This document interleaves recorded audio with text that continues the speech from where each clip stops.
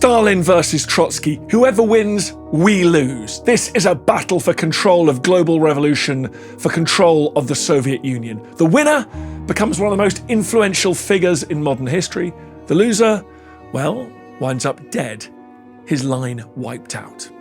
We got Trotsky, a revolutionary, electrifying, a commander of men. He helped orchestrate the Bolshevik Revolution. He led the Red Army to victory in the brutal Russian Civil War. He dreamed of spreading revolution across the world. But that brilliance provoked jealousy, hatred, enmity, and he was unlucky enough to draw the rage of one Joseph Stalin.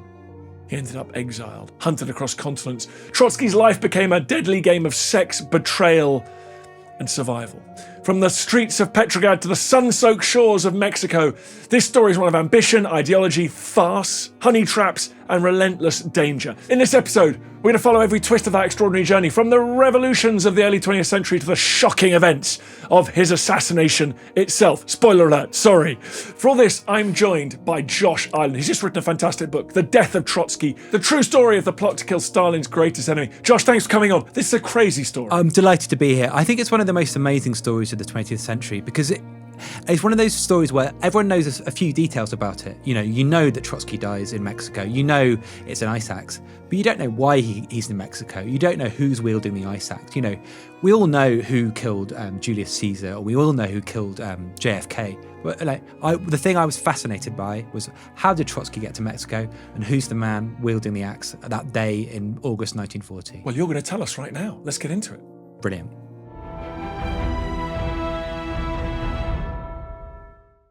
Josh, good to see you. I'm delighted to be here. Tell me about Trotsky. Where was he? Where in the mighty Russian Empire? Where was he born? So he's kind of comes from the edges of the Russian Empire. Another one, interesting, like Stalin. Like Stalin. So there is a kind of weird. I mean, obviously they go on to develop this fierce, vicious rivalry, but you can see quite a lot of similarities in them. They're both bright boys who come from the edges of what was once the Russian Empire. So in Trotsky's case, he comes from what is now Ukraine, and Stalin is from Georgia.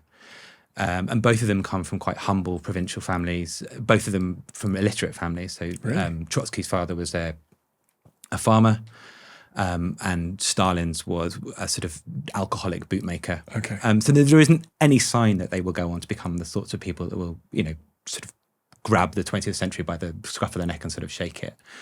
But I think there's two things about them. Both of them are incredibly bright. Both of them are incredibly ambitious. But also, when they're young, both of them get seized by a sort of overwhelming passion for world revolution. Okay. In a way that I don't think we can quite understand, the sort of force with which it hits It's them. in the air. It's in the air, but I think there are some people for whom it hits more, it lands more securely, and it drives them, and it pushes them, and it pushes them, and pushes them. But I guess it would do, because if they're hyper intelligent, they're in a system, they're in the Russian Empire where people like them aren't going to get on. I mean, Trotsky's Jewish, which I think for him wasn't particularly significant. He wasn't a believer. He was a believer in communism, but he sort of shrugged off his past when he became Trotsky rather than Leon Bronstein.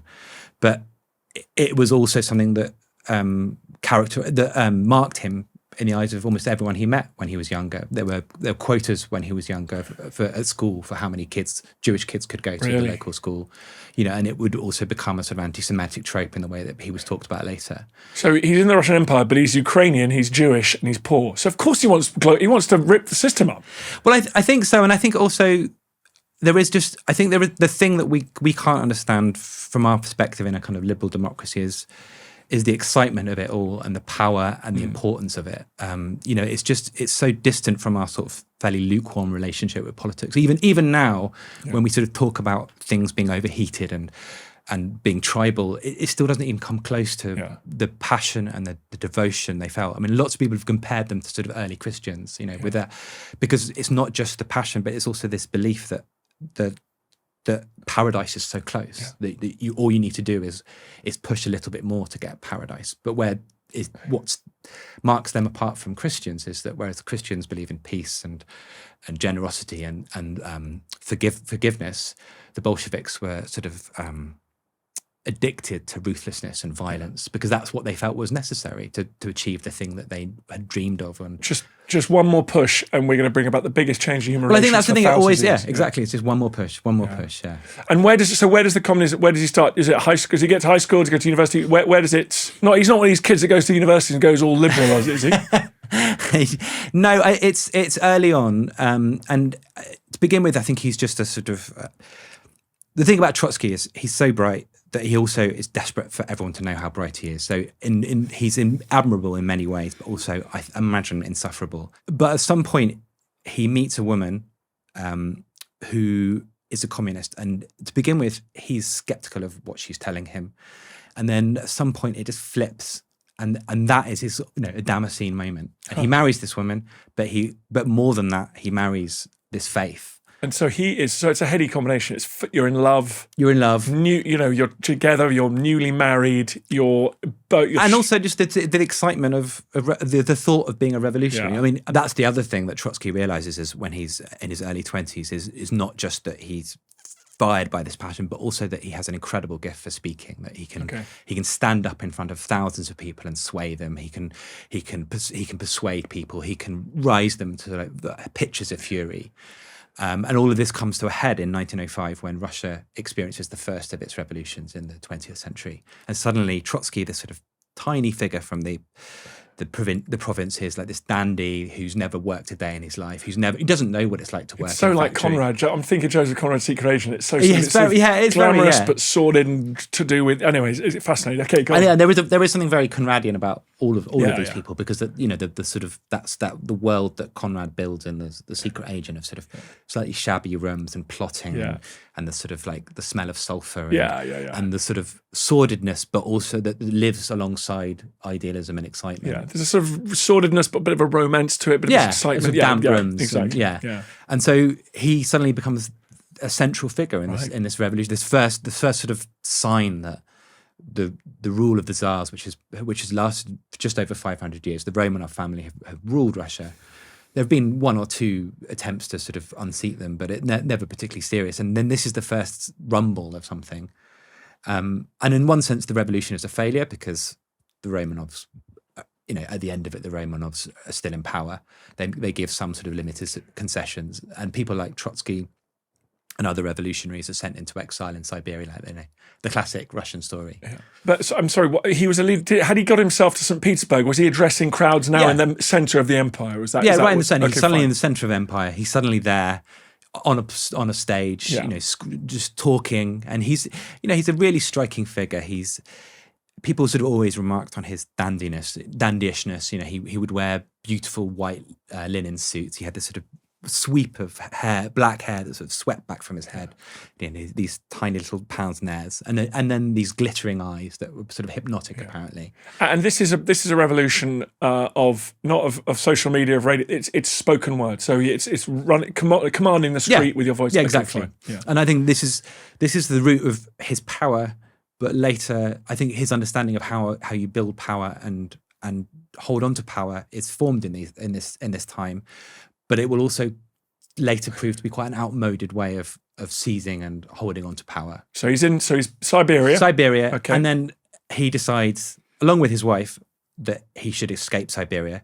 So he puts on a disguise, and then finds his way. He then hops onto a carriage and then finds his way out of Siberia. Well done him. That's not incredibly easy. good. Yeah. Sort of bad for the wife and two children he leaves behind. She's not coming with him. They don't come with them. I mean, this for the revolution. Well, exactly. You can just this is the first sign that these are people that can justify anything to themselves and to anyone else in the name of what they're doing. And so he leaves this wife and two daughters who we'll barely see again for the rest of their lives, and then begins a sort of peregrination across Europe. And one very significant meeting he has during this period is with Lenin, who is the leader of the Social Democrats Party in Russia. But he's not in Russia, though. He's in... They meet in London for the first time. Okay, fine. So all of them are in exile, either in Siberia or sort of dotted around Europe. So over the next 10 years, Trotsky will be in Paris, where he meets his second life partner. He refers to her as wife, but they never marry. He's in Vienna. I mean, there's this extraordinary time. Endless smoke-filled rooms. Yeah, and smoke-filled rooms. They're poverty-stricken. Yeah. They're printing newspapers. They're writing screeds. They're pretty hopeless because the Russian Empire actually seems to have sort of bounced back. You know, there's industrialization. Yeah. It's slowly. There's a man called Stolypin who seems to be writing the foundations of the empire. I think that the thing they all had trying to reconcile is that they are Marxists, so they have absorbed everything that Karl Marx has said, the sort of iron laws of the world. So they think revolution is going to happen, and they think it's going to come from the working classes, and it's only a matter of time. But until it happens, they have to wait. Yeah. And what they do while they wait is write articles, smoke, argue, read, womanize. Think. I mean, Trotsky. So we'll get on to it. Trotsky meets his new partner. I think that the odd thing about Trotsky is he's sort of, like all interesting people, like a man of deep contrasts. You know, he's a man who believes in this sort of beautiful future where people are liberated to be creative and make beautiful art, but also thinks that, you know, if you're going to have a revolution, it has to be sort of drenched in blood. Yeah, he's the sort of person that doesn't think gets incredibly cross when people swear in front of children or tell like rude stories in front of children or women. But at the same time, I think he does have an eye for women. Yeah. I mean, and this will become a sort of a feature later in his story. And then, so these guys are sort of living this Conradian existence in Europe, and then the First World War breaks out. And we do not have to get into the First World War on this podcast, so people can find other podcasts on this feed that will do that. But just smashes everything to bits. Exactly. And suddenly everything's up for grabs. It's a disaster for the Russian Empire. I mean, it's been badly led for decades by a weak, indecisive, incompetent Tsar, Nicholas II. And eventually, after sort of the death of millions, a wasteful death of millions, and the collapse of the economy, in 1917, there's a revolution. Yeah. And it's not the revolution the Bolsheviks expected. And in fact, they're also surprised by that none of them are in Russia. Lenin is in Switzerland.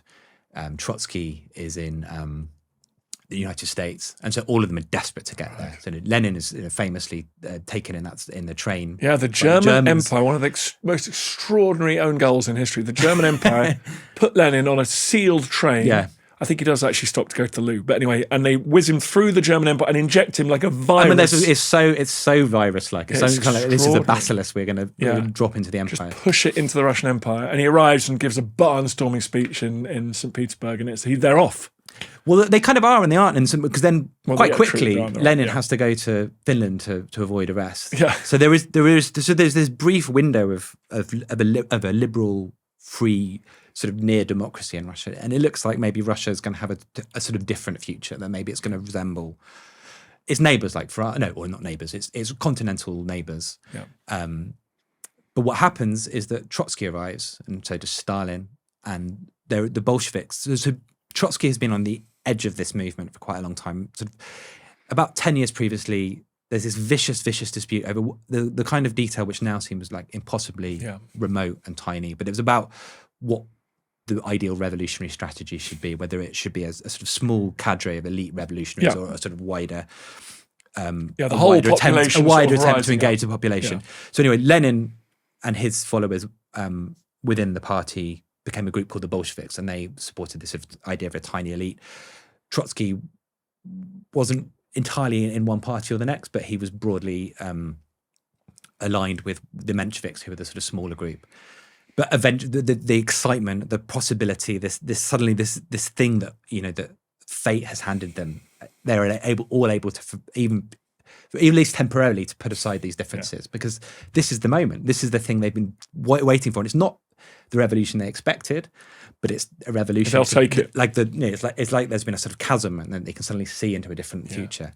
And so they begin plotting. And this is one of Trotsky's other great gifts. He's an incredible organizer. Yeah. He knows how to set up a coup. And we don't want to get off topic here, but this is one of those really interesting examples of the impact that a small group of very well organized people can have. And completely determined, completely ruthless. There was no gigantic popular movement in Russia for Bolshevism, for communism, Bolshevism. People in Vladivostok weren't saying, I like that Lenin. Yeah. I think we should give him a chance. No one knew who these people were. These were incredibly obscure figures.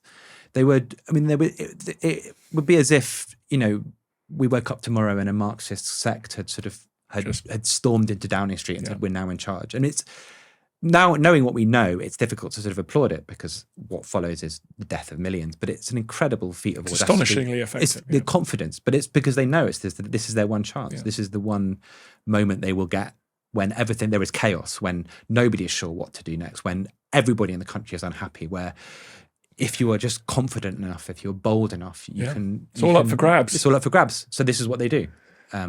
They form a government. There's a coup, and Trotsky's part of this. Trotsky's absolutely essential. A key organizer. You can't imagine that revolution without Trotsky. I don't think. Okay. And obviously, this will all be rewritten later because for Stalin, the idea that Trotsky could ever have played a positive role. But you've peeled back the layers of propaganda. You've got to the truth. So we've got Lenin in charge. Trotsky's organising, getting everyone ready. Right, we're going to storm this building on that day. Here we go. Yeah. Some weapons. These people are reliable. Okay, fine. And what's sort of weird is it's quite a bloodless coup. Bizarre. What their instinct is right, that actually this is a sort of house of cards that you just need to give a tiny push to, and suddenly everyone wakes up and this has happened. That there is this group of, in the eyes of many, maniacs who are in charge of the country. Yeah. They've stormed the former Imperial Palace in St. Petersburg. They've got the key buildings. They move on to Moscow. And that's it. They've got the sort of cerebral cortex of the state. Exactly, that's a really good way of putting it. And then it's only later that there's a sort of belated reaction to it. Yeah. And this is sort of Trotsky's second great moment. So Russia descends into an absurdly brutal civil war. It's the kind of thing.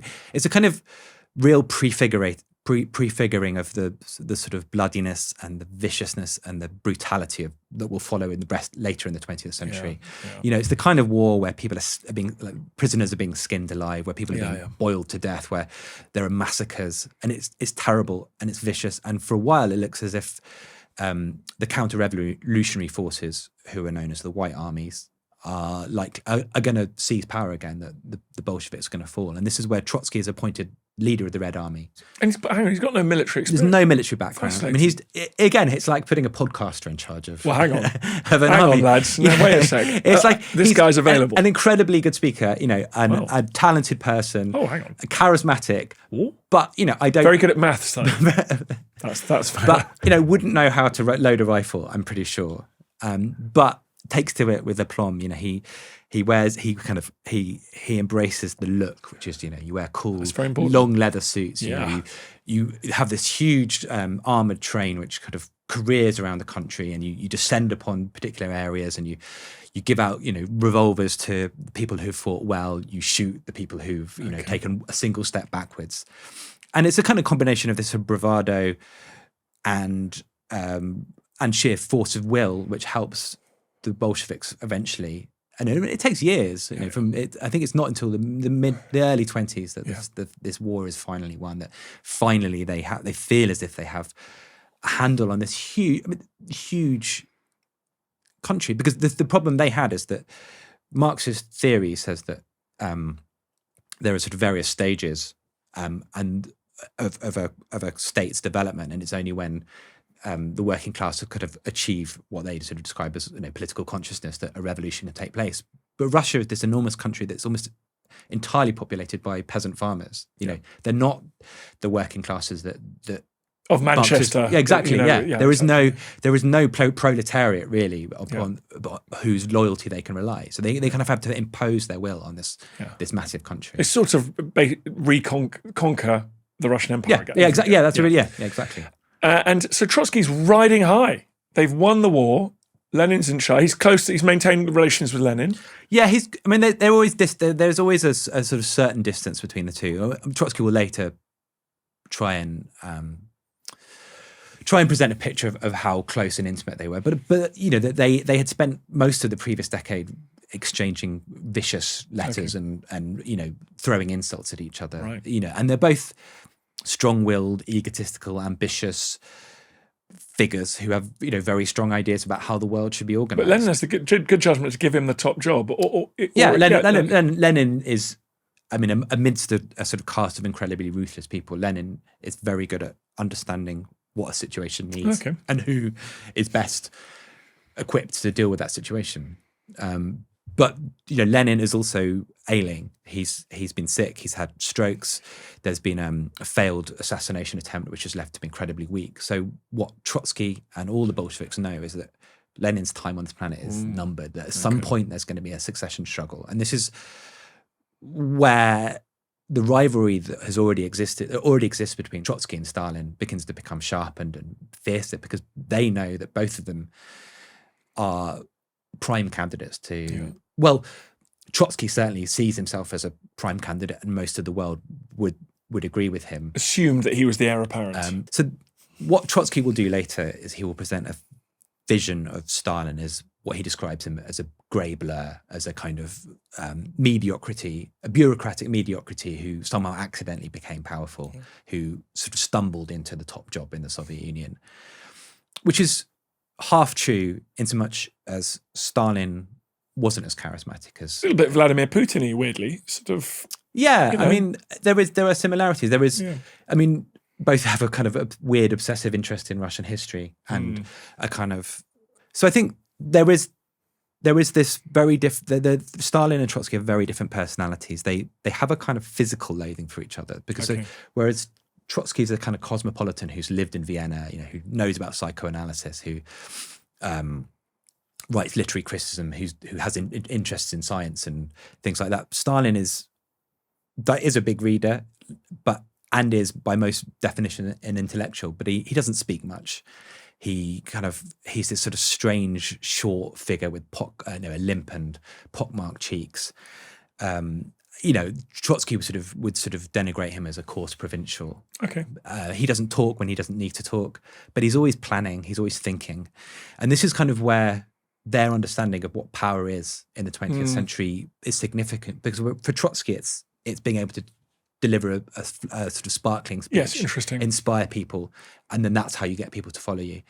Whereas what Stalin understands is that, actually you acquire power by forming alliances, by sitting on the committees, by sort of stockpiling bureaucratic power, so that you have the right to appoint editors in newspapers, or the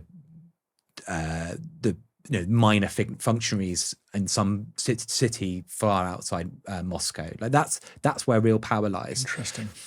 And also by being able to sort of negotiate, different personalities, different people's ambitions, because what Stalin also is incredibly good at is understanding where people's weaknesses lie. He's one of the people that can read a human being instantly and know what they want and what they need, but also how you can take advantage of them. So that's so interesting. So Trotsky's a believer. You go out, you deliver a barn, you win over the Senate, you win over the parliament, you win over the street. That's the job done. Stalin's using this sort of 20th century massive state bureaucracy and pulling levers. Yeah. So although, if you were to ask someone in London or Paris or Washington, who is the most significant figure in Bolshevik Russia after Lenin, if you'd asked that question in, say, 1922, they would have said Trotsky. Yeah. They wouldn't, because they haven't seen what Stalin is doing. No one can see what Stalin is doing, least of all Trotsky. And if he does see, he doesn't rate it. He doesn't understand it. This guy. Yeah. So events begin to move quickly. So Lenin's health deteriorates further and further. And in 1924, he finally dies. Yeah. And this is one of the sort of the key moments in the sort of Trotsky-Stalin rivalry, because he's sickly. He often falls victim to these mysterious illnesses that sort of seem to afflict him when the moments of greatest stress. Interesting. He's and so when Lenin dies, he's in the Caucasus recovering. Yeah, and then there's a kind of myth about this. So some people, for a long time, I think there was a belief that Stalin deliberately told Trotsky the incorrect date for Lenin's funeral, so that Trotsky would be too late to arrive. But it seems now that Trotsky actually did know what the right funeral was, the right day of the funeral was, but just didn't think it was important to attend. Okay. And this was kind of significant, mostly because one of the kind of key plank in Stalin's strategy was to identify himself incredibly closely with Lenin and Lenin's legacy. Yeah, it's like Mark Antony, go out and give the big speech after Caesar's. Exactly. Come on, man. So you present yourself as the guardian of Lenin's, the person that is loved or at least respected across the empire. You set what was the empire. You present yourself as being the only person that could protect his legacy and by contrast, you'd say that Trotsky, he's this strange person who spent too much time in Europe. He has strange ideas. He has his own. Yeah, he doesn't turn up to the funeral. He wants to change things, but I'm going to keep things the same. Don't trust him. It's funny on him being ill, whether it's hypochondria, but I do. The more I think about history, I think sometimes yes, leaders got to be lucky. I think also you've got to have the resilience of a bull elephant. Yeah, I mean that's I think we underestimate, because the water's bad, food's bad, and people are sick all the time. And also, I don't, I couldn't be a leader. I wouldn't sleep at night. I'd come out in hives. These people have got to have the ability to sort of barrel through. Well, look at Churchill in the Second World War. I mean, this sort of small, on the face of it, frail figure, but who works phenomenal hours and doesn't ever stop. Because I wouldn't have lasted until sort of June 1940. Yeah. So Trotsky, he's in trouble now. He's in trouble at this point. Yeah. So I think, I remember when I was at school, it was sort of presented as a contest between Stalin and Trotsky that somehow Stalin won. But actually, I think the more you look at it, the more you realise it's like they both started playing a game, but by the time the time the whistle's been blown, Stalin's already sort of bought the referee. He's actually changed the rules of the game. He's got sort of 20 players on his team, and Trotsky only has one player on his team. There was never.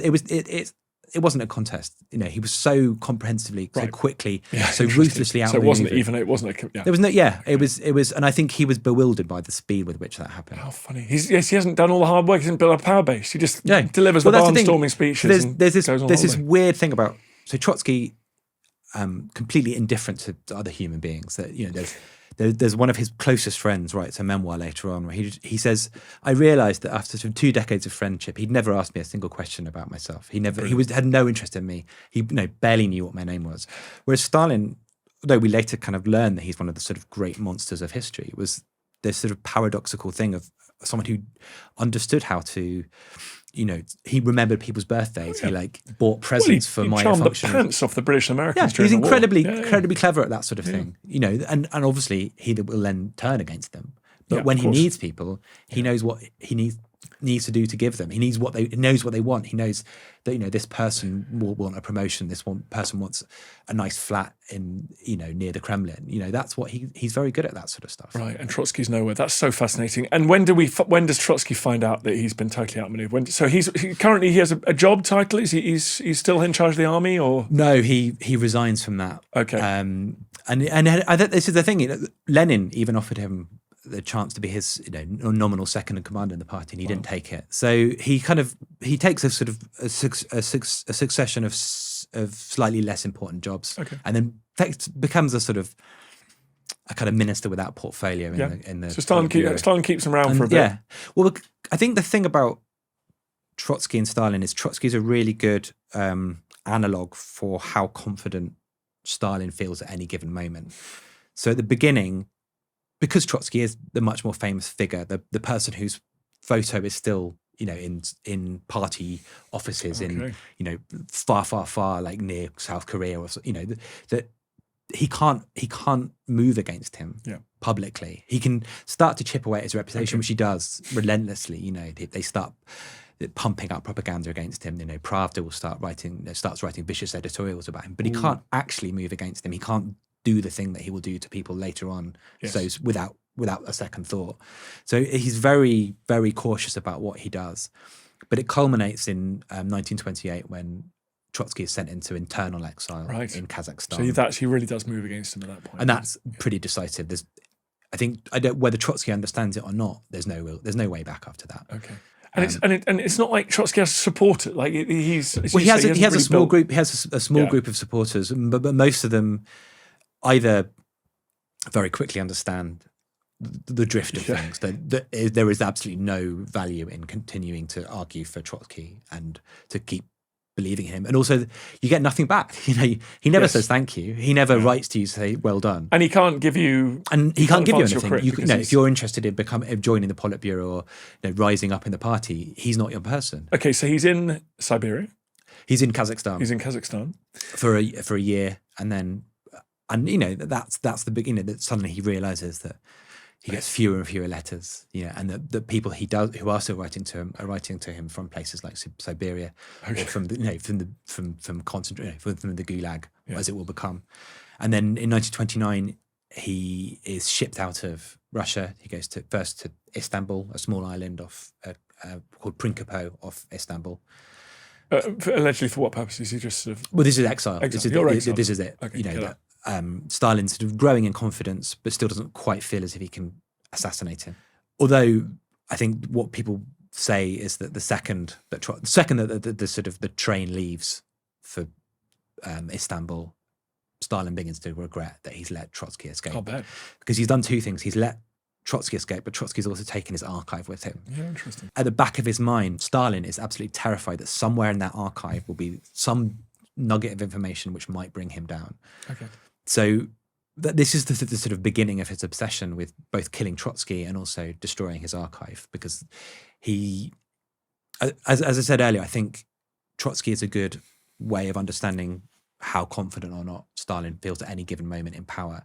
And although we sort of now know him as being the sort of all-conquering leader, right through the 20s into the 30s, his hold on the power was still quite provisional. He was the most important figure within the Soviet Union, but he's still trying to consolidate power. He still is conscious that the mechanisms exist and the personalities exist who could shove him out any moment. So he's cautious, I mean, in a way that he always is. And does Trotsky go into opposition? I mean, does he start he does begin organising and writing? He does almost instantly. I mean, he's in a weird position in that, because his belief in the revolution and the necessity of the revolution and the importance of the revolution remains completely undimmed. He still thinks this is the greatest experiment in mankind's history.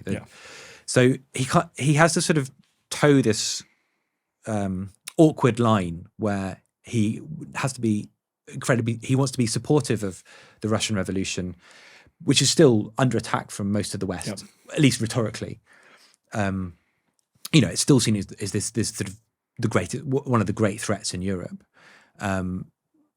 But at the same time, he has to denigrate Stalin and what Stalin is doing and present him as being a failure. He describes him as being the gravedigger of the revolution. So he has to try and sort of nuance his messages. But this is the other thing that Stalin, especially as time goes by and as dissent within the Soviet Union shrinks and to the point where there is almost no one else presenting any other perspective other than the story that Stalin wants to be told. That Trotsky is one of the only people that is saying something different, and he's also this person who has this lingering aura because of the role he played in 1917. That he has an authority, and I think that is one of the things that Stalin can't bear and sends him into a fury. That he will, he reads everything that. This is the weird thing. He reads everything that Trotsky writes. He's probably one of the only people in the Soviet Union that actually does hear Trotsky speeches or read his articles, because the censorship is so sort of fierce by this point. So Trotsky famously ends up in Mexico. Just get him to Mexico for us. So he has brief periods of exile in first France after he leaves Istanbul for France, and then Norway, and he's never a happy. He's no one's idea of a good guest. People are always terrified he's there to foment revolution. So no government really wants him to stay if they can avoid it. But one government that is reasonably friendly towards him is the revolutionary or socialist government of Cardenas in Mexico, which is enacting sort of huge land reforms. And one of the figures who's quite close to the government is Diego Rivera, sort of the leading muralist in the country, which in Mexico is a huge deal. He's an amazing, incredible painter who sort of has synthesized like 18th century artists like Goya with Aztec art, and also infused it with his sort of political passion. And part of his political passion is for Trotsky. So he helps secure Trotsky a visa for Trotsky. So Trotsky and his wife get on a boat. This is his French wife. This is the second wife, who's not French. She's also Russian. Sorry, she's Russian. And another France, passionate revolutionary called Natalia Sidova. All right, so we're in Mexico. We're in Mexico with Trotsky. He's living in a how it's sort of comfortably with. Well, Diego to begin with, they live in this sort of idyllic home called the Blue House, which was Frida Kahlo, who is married to Diego Rivera. Right. It's her childhood home, and it's this kind of oasis with sort of butterflies and beautiful tropical plants.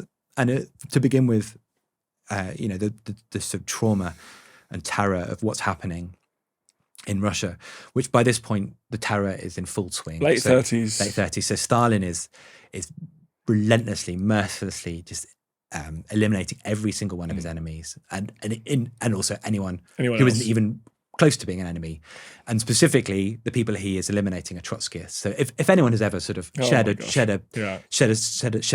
glass of tea with Trotsky, they're dead. If they've ever been on a train with Trotsky, if they've ever been seen speaking with him, okay, brutal. So Trotsky is kind of churned up by the knowledge of what's happening in his own country. You know, he's haunted by ghosts of the people that have either been murdered already, or even worse, as far as he sees it, sort of have turned on him and have recanted and have started, his former allies who are now standing up in pulpits, slagging him off.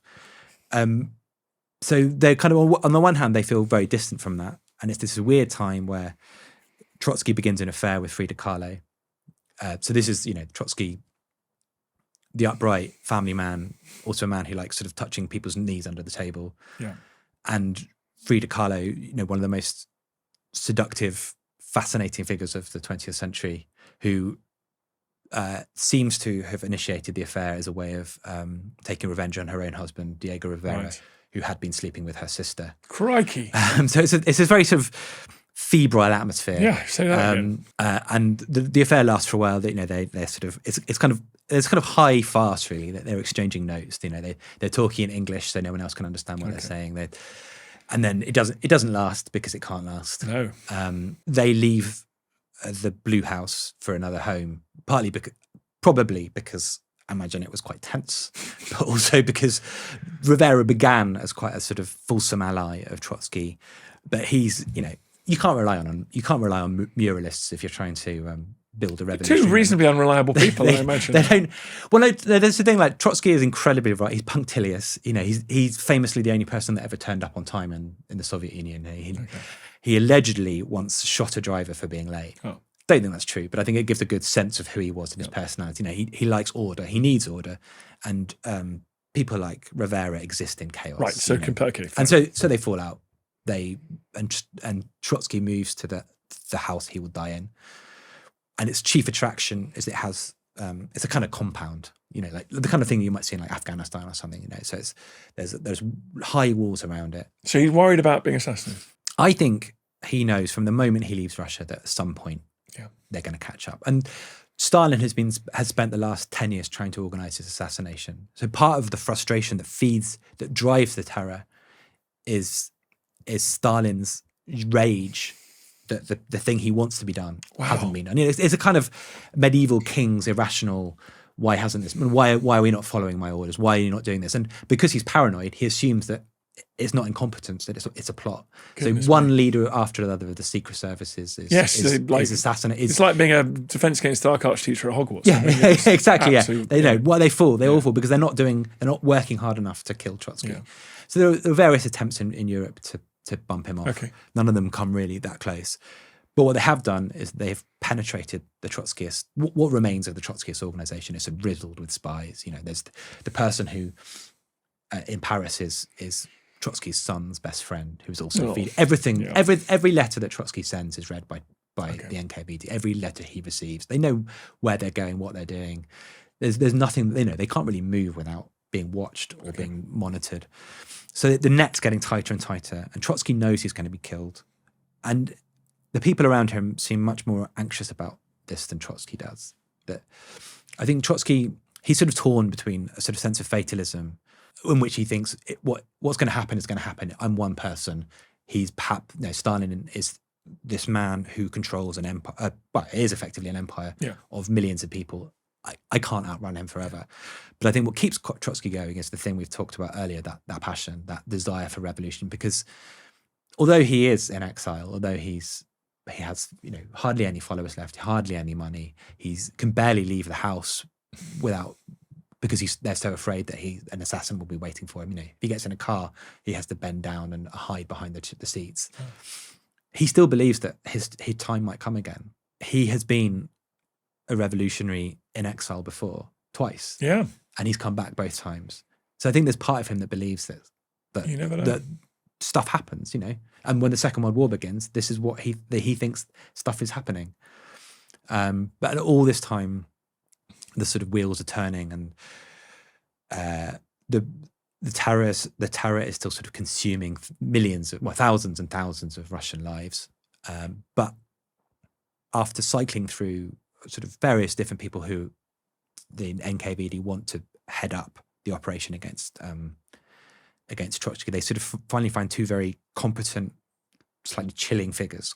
The most significant of them is a man called Leonid Itingon, who is the link between Stalin and the man that will eventually kill Trotsky. So so he'll recruit an actual assassin, will he? Yeah, well, so that he's in charge of organizing the attack on Stalin, on Trotsky, and it's a fairly multi-layered effort, and there are parts of it that begin in ways that don't seem particularly significant. And one of the most important ones for this story is a meeting in Spain between Itingon and a family called the Mercaders. So Itingon is out there to help the Republic during the Spanish Civil War, which Stalin is using as a sort of proving ground for some of the methods that they will use, the methods of repression that will be employed later on. He does, Stalin is not a man who lets a sort of war go to waste. And the Mercaders are this fascinating family. They're bourgeois, semi-aristocratic, from Barcelona, but their family business falls apart, so they're sort of slowly thrown into poverty. She begins teaching, and very quickly gets, I guess we would call, radicalized. She's always been this sort of reckless, thrill-seeking personality, and very quickly she becomes both a communist and a heroin addict. So the marriage doesn't last very long. Okay. She leaves, takes with her the children who were brought up to sort of imbibe her philosophy. And then when the Civil War comes around, her eldest son, Ramon, who's this tall, handsome, charismatic figure, starts fighting. He was part of the sort of communist brigade. And we can't precisely locate the moment when the NKVD recruited him, but there's this extraordinary moment where his younger brother's watching, and it's a cold, snowy day, sort of somewhere in the hills of Russia, and he sees his mother and his brother talking, and every time anyone comes close to them, they edge away as if they've got this incredible secret. And then he said, from that moment on, I understood my brother was working for they call them Los Sovieticos. Okay. And so that's when Ramon unwittingly becomes the sort of, he gets embroiled in this bigger thing. And the NKVD do what the KGB would later do after the war, and also the FSB, the future iterations of the Russian secret services would do, is they recruit people who they think are useful. They don't know what they want them to do, but they just think, well, this person speaks Spanish, that could be useful. Yeah, tall, strapping lad. So yeah, he can strip a rifle in the dark. He's got a photographic memory. He's a great. He can speak several languages. He's very strong. He's very athletic. So just keep him on the books. He's a good liar. I mean, why not? You don't know what he could be useful for. Interesting. The thing that they decide to use him for is to seduce a young American Trotskyist called Sylvia Agaloff, who's traveling from New York to Paris to observe a sort of Trotskyist meeting called the Fourth International. And actually, the NKVD have got it wrong. They think she's a much more significant figure than she is. I think they've got her confused with one of her sisters, with Ruth, who was actually Trotsky's secretary. For oh my goodness! A bit. Okay. So the family is sort of adjacent to Trotsky, but she is not really part of it. But their plan is that Ramon will seduce her, become her girlfriend or her husband, and then see what happens then. Really, I mean, it's a real punt. Yeah. They don't know what's going to happen, and it's unclear quite how much they told him and what he's supposed to do and what his brief is. So he has to assume a different personality. He emerges in the Ritz bar in the summer of 1938, where Sylvia is with one of her friends, who is an NKVD agent and has been persuaded to bring her to this bar for a chance meeting with this man who approaches them, who introduces himself as Jacques Mornard, and he's this Belgian. He presents himself as being not the committed, fanatical communist that he is, but as a sort of feckless Belgian playboy, a sports reporter who has no interest in politics, who just likes, girls and fast cars and nice suits. And Sylvia's, she's well-traveled, she's an intellectual, but she's, I think, quite naive, has led, in a weird way, quite a sheltered existence. And she's sort of swept away by this figure. Wow. And so swept away that, no matter how many times there are sort of funny little hints that something strange is afoot, she never really questions it. Okay. And even as they get closer and closer to Trotsky, so they move to Mexico, where Jacques claims to be working for an import-export business. The oldest trick in the book, like the most suspicious job you could ever have. Well, but being a journalist to import-export, exactly. two absolutely indefinable jobs. They move to Mexico City, where Trotsky already is, and Sylvia, completely unaware of what is happening, makes contact with the Trotskyists out there because she knows them. Yeah, I know the Trotskyists. Exactly. They think fondly of her. Yeah. And so she begins to visit the compound. And what Ramon does, which is very, very clever, is he doesn't force himself on the Trotskys. He doesn't seem too keen or too interested. What he does is he has this beautiful car, and he'll drop Sylvia off, and Sylvia's inside chatting to Trotsky or Trotsky's wife or another family who live there. He'll just chat to the guards, or he'll give them cigarettes, or he'll offer to do them little favors. And all the time, what he's doing is he's getting closer and closer, and he's earning their trust, and he's observing what's happening. Because at the moment, all he's there is to gather intelligence. He's just a spy at this stage. He's there to see, are there any doors that anyone leaves unlocked? Like, are there any guards that get drunk when they're supposed to be on watch? And the other thing you need to know is that his mother is still there. His mother's this extraordinary figure in this. She's like, you can't have this story without this mad woman, this force of nature who has embroiled her son in this bigger plot. Crazy. And who may well be having an affair with Leonid Eitingon, the NKVD agent, who is, on the one hand, like a friendly, charming, kind human being who loves to dance and chat, but is also capable of, of shooting anyone in cold blood if necessary. So the plot begins to thicken. They're getting closer and closer to Trotsky. Ramon is beginning to get the respect and also the trust of the people around Trotsky. And then he, at some stage, presumably they decide to make him an active assassin rather than just an intelligence gatherer. We're into 1940 now. Ramon's closer and closer to the family. He's met Trotsky for the first time. He does things like, he'll take Trotsky's grandson, who's the last surviving member of Trotsky's family, for days out. He'll take Trotsky's wife on shopping trips. Yeah. No one particularly respects him or is interested in him because he's this weird, guy with a car. Strange guy. He's Sylvia's novio, boyfriend. Yeah. They all think he's a bit of an idiot, but a nice idiot. Yeah. And then in May of 1940, the NKV decide to strike. And what they do is there's another spy within Trotsky's household, one of his guards, a kind of naive young American college boy. And he is persuaded to open the door to the compound. And when he does so, a sort of force of about 20 men led by another Mexican muralist. There's quite a lot of muralists who are all drunk, who are all overexcited, none of whom are particularly trained, but they're wearing Mexican army uniforms. They're all pretending to be Mexican army. And they rush in. Trotsky's asleep. He can't sleep without sleeping pills, so he's knocked out. They smash in, and his wife Natalia instantly realizes something terrible, something shocking is happening. And so she grabs Trotsky, and they dive under the bed, and there's kind of chaos everywhere. There's bullets. I think they will find later 200 bullets are fired in the household. And, the walls are kind of sort of shot, turned into sort of lace by the number of shells that are being fired. But miraculously, they kind of sweep in, they sweep out. No one's hurt. Trotsky's grandson has a sort of small scratch on his ankle where I think a bullet ricocheted and caught him. But they're kind of idiots. They've basically given the job to people who shouldn't have been given the job. Crikey. Thoughts and prayers for whoever delivers that news to Stalin. Crikey.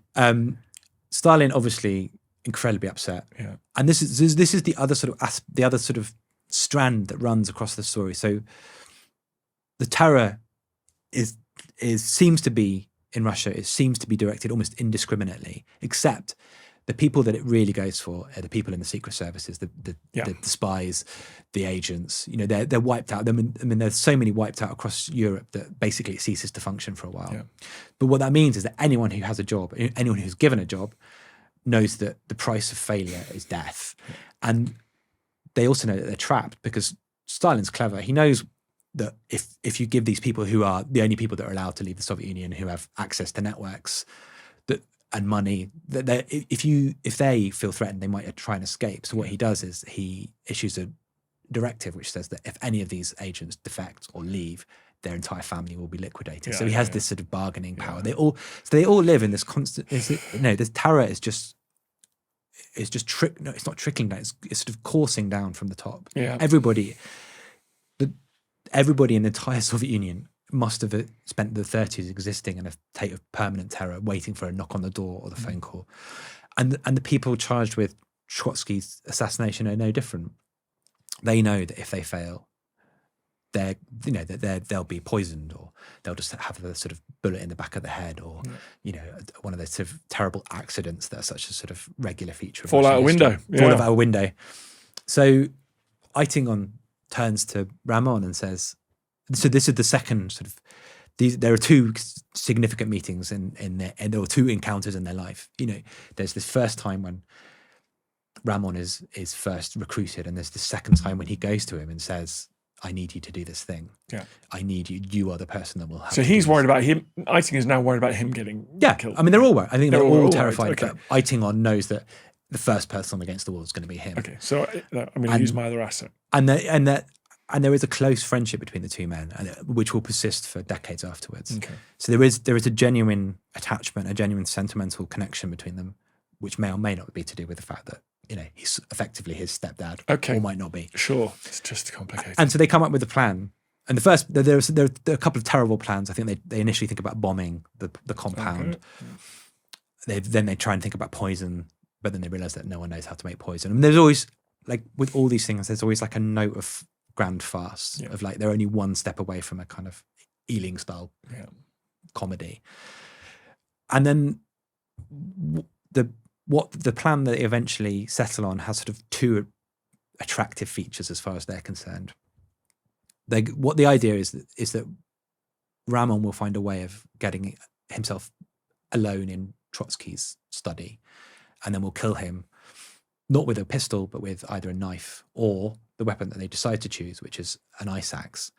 And the appeal of the ice axe is that it's not a subtle weapon. It's not a surgical weapon, that if anyone is killed with an ice axe, that, you know, it will create carnage on their head, and an incredibly visceral symbol of the price you pay for standing up for Stalin. Okay. And I think there had actually been an NKVD assassination a year or two before using an ice pick, so there is some sort of precedent for it. And also, a weird thing you learn about Mexico: quite a lot of mountains, quite a lot of mountaineering. Yep.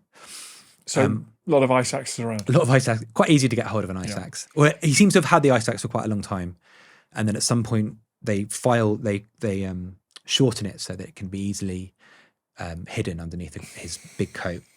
And the other thing that's happened during this time is that Ramon disappears to America for a bit. Effectively, he says, to deal with some problems that have arisen in this mysterious import-export business. And when he returns, something significant has changed about him. One thing is that this person who hadn't been interested at all in politics is suddenly a passionate Trotskyist who's sort of throwing himself into all the sort of strange arcane arguments that the Trotskyists have. And the second is that his personality seems to be changed, so that before he was this confident, sunny, helpful person, and now he seems quite withdrawn. His skin seems to have acquired this sort of greenish pallor. He's nervous. He sort of trembles. He will sometimes, you know, he won't notice when someone else is talking to him. And people have registered this change. They notice that something is a bit different about it, but they don't understand what it means. Weird. And, you know, their business is persuading people. So Trotsky knows that he's a bit unreliable. He's a bit strange. But Trotsky, his whole thing is that I'm one of the great communicators of the 20th century. I can take people with me. I don't care if he might be an NKVD spy. I reckon I can persuade him. So there's a couple of flickers of suspicion, and Sylvia has had her own moments of suspicion, which Ramon has been able to assuage. And then one day in August, Ramon arrives at Trotsky's house. He drives up in his car and he crashes. He dents his car. Like, there's something odd, something off. He's never done this before. He's this flash man. Like he takes to what. There is something strange.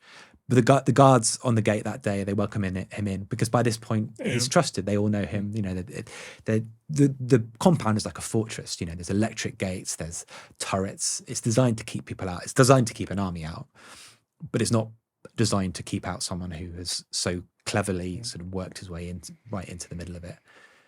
And and the other strange thing that people notice about him is it's Mexico. It's a hot country. It's August. It's a hot day. But for some reason, he's got a big raincoat on and a hat. And there's a bit of cloud in the sky, but nothing, So he's behaving really weirdly. He's nervous. He's crashed his car. He's got a huge raincoat on and they just wave him in. And then there's this tragic moment where Trotsky that morning had woken up. He says he woke up and for the first time for months, he said he felt confident and he felt happy and he felt free of anxiety, and there's a moment when he works relentlessly. He has, this very rigid work schedule, and his wife can see him in his office working, and she thinks everything's going to be okay. This is good. He's happy. I'm happy. Wow. What could possibly go wrong? And then, Ramon arrives and he's still strange. He says, I've got this article I want Trotsky to read. Can I take it through to him? And Trotsky comes out. He's wearing, this classic blue worker's outfit, and he sees Ramon. Apparently, he looks quite cross to be interrupted, but because he's polite, because he wants to encourage him, he says, "Yeah, I'll look at your article." So they go through into Trotsky's study, and just as they go through, Trotsky thinks, "I think he's going to kill me." But then he sort of shoves it away because he thinks that a lot. Things happen a lot. People come in a lot. Who is this man? He's just this foolish Belgian. These exiled revolutionaries. I can imagine it's a sort of messy. Yeah, there's always people. So they get in. Ramon takes his coat off, balances it on the table. Trotsky sits down. He hands him the typewritten sheet, and it's garbage. It's an idiotic screed, really. So Ramon has four things, in fact, in his greatcoat, his raincoat. He has the ice axe. He has a long dagger. He has a pistol fully loaded. Cracky. And he has this slightly fatuous document which purports to give his reasons for what he's about to do. So this is all part of the sort of NKVD plot, which is, again, like so consistent with the way that the FSB act now, is that you try and introduce confusion and deniability. So what he says is that I was a passionate Trotskyist, but now I've seen the true depth of the squalor of his thinking, and I need to take revenge on him. So he puts this all down, and Trotsky starts reading, and then there's a moment when Ramon sort of stands above him and then he realizes, then he thinks to himself, everything's going really well. Now is my moment. He raises his hand, grabs the ice axe and slams it towards Trotsky. And what happens is that Trotsky moves his head just a millimeter, maybe a fraction of a millimeter, but that's enough to deflect the actual force of the blow. So he should have killed him with one blow. But what he actually does is he sort of plunges it into Trotsky's skull. It was just a deep, horrible, vicious sort of 7-inch wound inside, but it's not enough to kill him. So Trotsky screams, and Ramon will, until the day he dies, he says he cannot get the precise quality and intensity of the scream out of his head.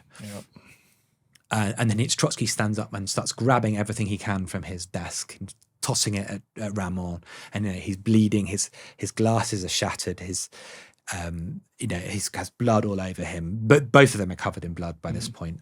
And Ramon tries to escape.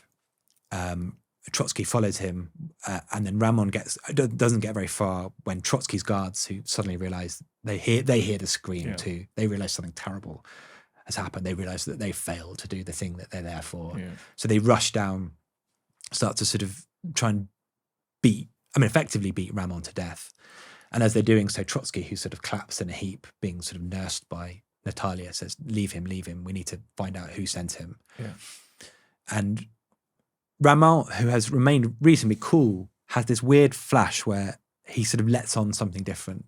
He says, they're saying the NKVD sent you, the NKVD sent you. He said, no. But then he says, fairly enigmatically, they have my mother, they won't let her go. And then he clams up again, and they just, he's being sort of, they're just taking out all of their frustration and rage out on him. And then he's taken away into custody. And Trotsky goes to hospital, where he lingers for another day. It sounds ghastly. They Japan him in an attempt to try and... It's one of those things where you're so pleased to be in the 21st century with 21st medicine, when they don't think cutting off a big chunk of your skull is the best way of... And he's conscious. He's able to talk a bit. He's conscious briefly, and then he sort of subsides into basically a coma. And then there's a very sort of sad sort of coda as Natalia, his wife, who's loyal, adores him, just watches him. His breathing becomes slowly more shallow. Then finally he sort of slips away, and that's it. What happens to the assassin? He's arrested. And his trial begins quite briskly, and so there is kind of a couple of strange extra moments. So one moment is that part of the Mexican justice system is they recreate the attack, so that he comes back in and he has to go through it again, and apparently looks terrified about what's happening, but not as terrified as he is when he's forced to confront Sylvia Agaloff, who is completely bereft, is completely destroyed by the knowledge of what she has unwittingly done. Yeah. And she starts to attack him, has to be dragged off him. His girlfriend, his wife. Yeah, his girlfriend, wife. And so she is also sort of swept up by the police quite quickly, who assume that she is in on it. Yeah. And then she eventually is cleared and ends up as a sort of, I think she lives in obscurity as a primary school teacher for the rest of her life. Whereas Ramon spends 20 years in prison. Does he? In a prison which is now sort of fascinatingly is the archive, the central archives in Mexico. So when I went out to do the research for the book, you're also in the prison where Ramon spent 20 years. And he holds fast to his alibi. He never ever gives any hint that he's anything other than Jacques Monard, a Belgian. Wow. He won't speak Spanish, or he as it were pretends to slowly learn Spanish rather than. Yeah. Because it's Mexican justice system and it's slightly different to ours, he marries a woman in prison. Okay.